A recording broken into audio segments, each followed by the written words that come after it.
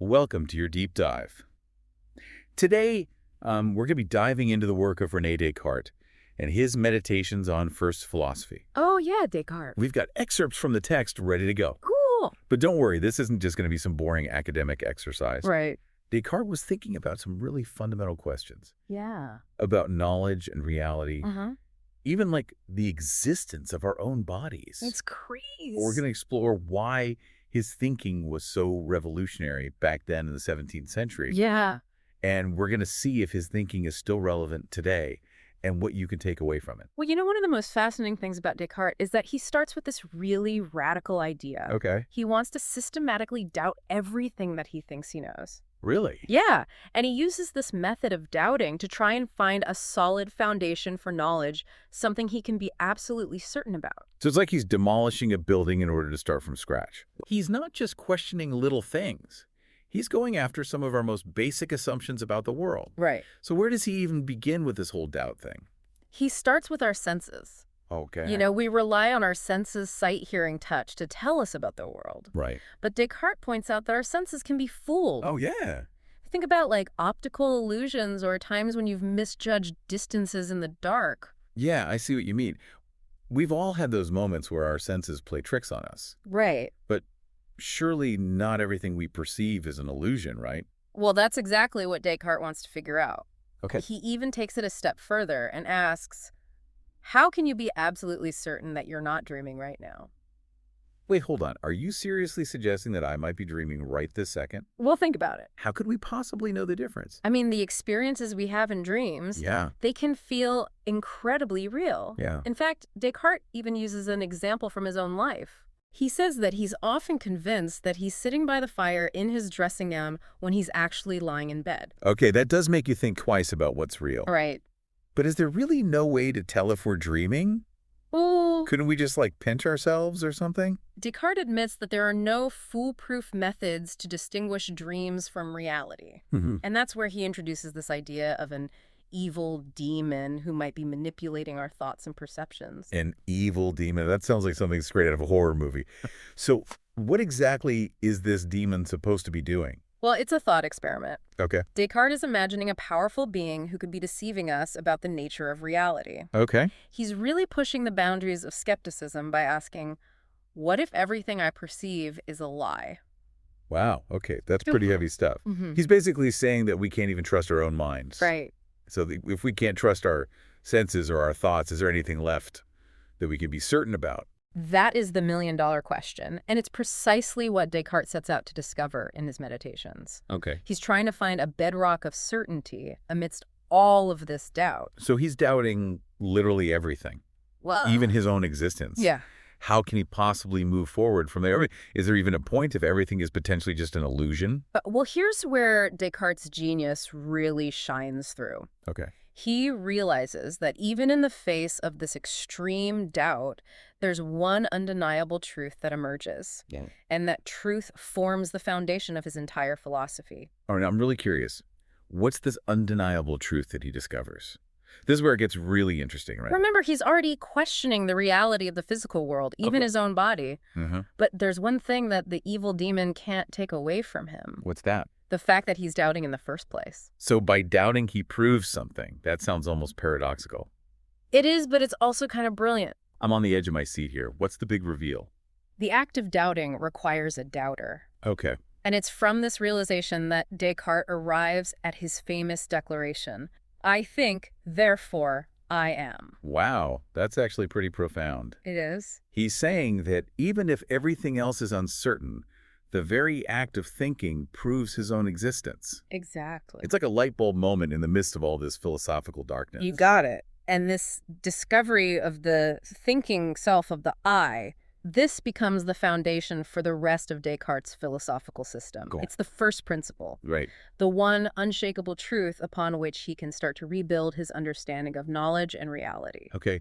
But if he's doubting the existence of his own body, what exactly is this I that's doing the thinking? This is where Descartes draws a sharp distinction between the mind and the body. Okay. He sees the mind, or the soul, as he sometimes calls it, as a separate entity from the physical world. Hold on. So he's saying that the mind is basically non-physical. Yes. That our thoughts and consciousness exist independently of our brains and bodies. That's the essence of his argument. Okay. He calls the mind a thinking thing, and this really emphasizes its immaterial nature. That's a pretty radical concept, isn't it? I mean, it goes against so much of what we take for granted about how our minds and bodies work together. Absolutely. It was a bold departure from earlier philosophical traditions. Wow. And this separation of mind and body has had a huge impact on Western thought. I bet. And it raises all sorts of questions that we are still debating today. This is already blowing my mind, and we're just getting started with Descartes. I know, right? So even though he began by doubting everything, he ultimately landed on this fundamental truth about the I, the thinking self. Yeah, And it's from this starting point that he's going to set out to explore the nature of reality and knowledge. exactly. Okay. And his exploration takes him into some fascinating territory, including the question of God's existence Okay. and the role of divine guarantees in our understanding of the world. Yeah. Okay. I am definitely ready to dive deeper into that. I have to admit, when we started this, I was a little skeptical about how relevant a 17th century philosopher could be to my life. But this is already making me think about things in a whole new way. That's the power of philosophy. It challenges our assumptions, and it pushes us to think more deeply about the world and our place in it. For sure. I'm hooked. Yeah. Let's see where Descartes takes us next. All right, so we've established that Descartes starts by doubting practically everything. His senses, his dreams, Yeah. even the world around him. Yeah. But then he arrives at this big aha moment with, I think, therefore I am, proving the existence of his own mind. Right. Where does he go from there? Okay. Does he just, accept that the physical world might be a total illusion? Well, not exactly. Remember that evil demon who is potentially messing with our minds? Yeah. Well, Descartes doesn't just leave us hanging with that unsettling thought. Okay. He actually brings God into the picture. Okay, now this is where I'm really intrigued. Huh. We go from doubting the existence of our own bodies Right. to suddenly talking about God. How does that fit in? It's actually a key part of Descartes' argument. You see, he has this idea of God as a perfect and benevolent being. Okay. And because he sees himself as imperfect, Uh-huh. he reasons that this idea of a perfect God couldn't have originated from within himself. So he's basically saying that the very concept of God is so grand, so perfect, that it must have come from somewhere outside his own limited human mind. Exactly. Okay. It's like he's saying, I have this idea of perfection, Yeah. but I'm clearly not perfect myself. Right. So where'd this idea come from? Yeah. Okay. And for Descartes, the only logical answer is that this idea was implanted in his mind by God himself. Okay, but even if we accept that logic, and I have to admit it's a pretty big leap, what does proving the existence of God actually do for Descartes? How does it help him address all those doubts that he started with? Well, this is where it gets really interesting. By establishing the existence of God, Okay. Descartes can start to rebuild his understanding of the world and validate the use of human reason. Okay. Remember how he was worried about that evil demon tricking us about the nature of reality? Right. Yeah. Well, he argues that because God is perfect and good, he wouldn't deceive us or allow us to be systematically misled about the world around us. So God becomes like a sort of safety net for Descartes. Yeah, you could say that. Instead of this malicious demon controlling everything, we have this benevolent God who ensures that our senses and our reasoning abilities are fundamentally reliable. Exactly. God acts as a guarantor of truth, Right. Yeah. By By proving God's existence, Descartes can start to trust his own perceptions and judgments again. Okay, I have to admit, I never thought of God as a way to justify the scientific method. Oh, yeah. But it seems like that's what Descartes is getting at here, right? Right. He's saying that because God is good, we can trust our senses and our reasoning abilities to help us understand the world he created. You've got it. Descartes lays the groundwork for what we now call the scientific revolution. By emphasizing reason and observation over blind faith or tradition, Yeah. he opens up a whole new way of exploring and understanding the universe. That's incredible. So Descartes starts with this radical doubt, Right. questions everything we think we know, Yeah. and then ultimately arrives at this idea of God as a way to ground our knowledge and justify our pursuit of scientific truth.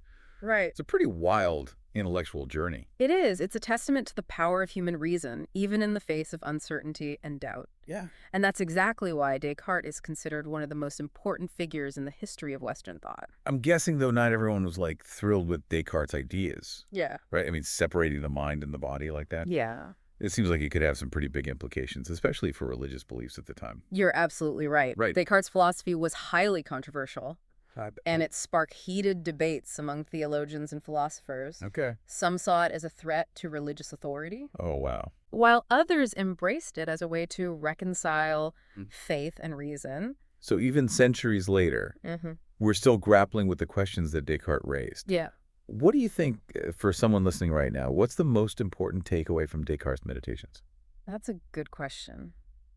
I think one of the most valuable insights is that we don't have to blindly accept what we're told or what we perceive. Right. Descartes encourages us to question, Yeah. to analyze, Yeah. to use our reason to arrive at our own understanding of the world. And that even in the face of uncertainty, there's a power in recognizing the limitations of our knowledge. Exactly. And that's where the beauty of philosophy lies, isn't it? Yeah. It allows us to explore the big questions, Yeah. to challenge our assumptions, and to continuously refine our understanding of ourselves and the universe.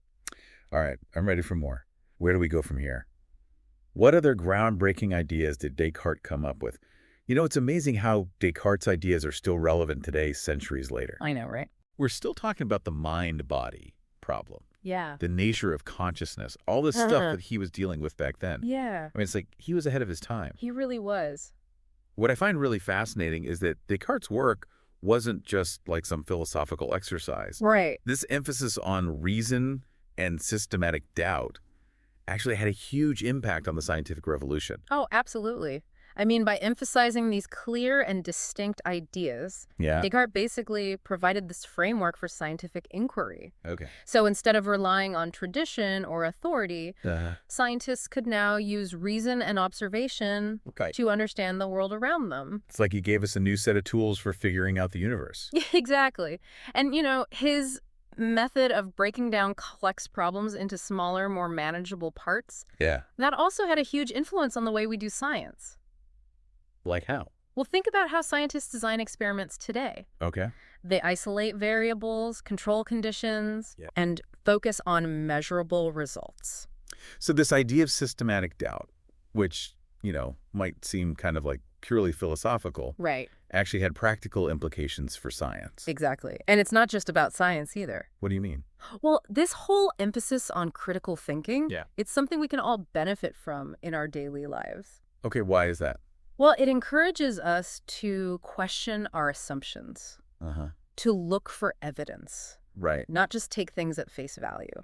Yeah, that makes sense. Right. It's about being curious, Yeah. demanding proof, Uh-huh. and being willing to change your mind when presented with new information. That's a really valuable skill in any field. Oh, absolutely. Whether you're a scientist, Right. a business person, or just navigating the complexities of life. For sure. It's almost like Descartes is giving us permission to question everything, Yeah. to not be afraid to challenge the way things are. I think that's a great takeaway from our deep dive today. Descartes' meditations remind us that knowledge is not something that we passively receive. Right? It's something that we have to actively construct. Yeah, through reason and observation and critical thinking. Exactly. And it really highlights the power of the human mind to understand itself Mhm. and the world around it. And, even though Descartes was writing centuries ago, Right. his ideas are still so relevant in our modern world. Yeah. I mean, think about the debates we have today about artificial intelligence, Okay. virtual reality, Yeah. the nature of consciousness. Huh. All of these topics touch upon those fundamental questions that Descartes was grappling with. It really makes you realize that these big questions Uh-huh. about knowledge and reality and what it means to be human, Yeah. they're timeless Absolutely. and constantly evolving. You got it. So as you go about your day, try to channel a little bit of that Cartesian spirit. I love it. Question your assumptions, look for evidence, and don't be afraid to think for yourself. And who knows, you might just have your own I think, therefore I am moment. We'll catch you on your next deep dive.